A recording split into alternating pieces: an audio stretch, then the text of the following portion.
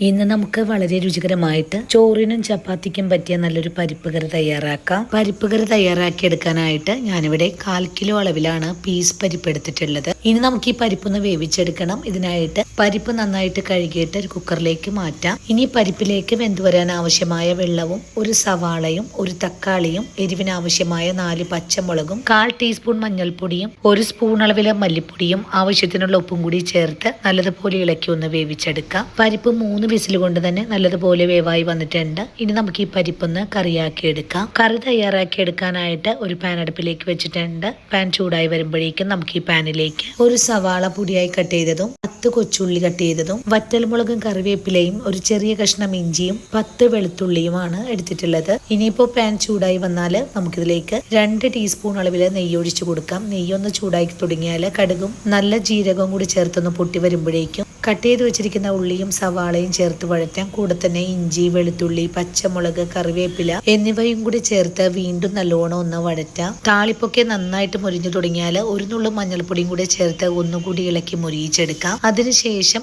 ഒരു നുള്ളു കാശ്മീരി മുളക് പൊടിയും ചേർത്ത് ഒന്നുകൂടെ മൂപ്പിച്ച് ഇനി ഇതിലേക്ക് വേവിച്ച പരിപ്പും കൂടി ചേർത്ത് നല്ല പോലെ ഇളക്കി ഒന്ന് മിക്സ് ചെയ്തെടുക്കാം. ഇനി കറിയുടെ സ്വാദ് കൂട്ടുന്നതിനായിട്ട് കുറച്ച് കസൂരി മേത്തി കൈകൊണ്ടൊന്ന് പൊടിച്ചതിന് ശേഷം കറിയിലേക്ക് ചേർത്ത് കഴിഞ്ഞാൽ വളരെ ടേസ്റ്റി ആയിട്ടുള്ള ഒരു വെറൈറ്റി പരിപ്പ് കറി ഇവിടെ റെഡിയാണ്. ഇതുപോലെ ഉണ്ടാക്കുവാണെങ്കിൽ എല്ലാവർക്കും ഒരുപോലെ തന്നെ ഇഷ്ടപ്പെടുകയും ചെയ്യും. അപ്പോൾ ഇന്നത്തെ നമ്മുടെ വീഡിയോ ഇത്രയേ ഉള്ളൂ. വീഡിയോ കാണുമ്പോൾ ഇഷ്ടപ്പെടുവാണെങ്കിൽ ചേച്ചി ഒന്ന് സപ്പോർട്ട് ചെയ്യാൻ മറക്കല്ലേ.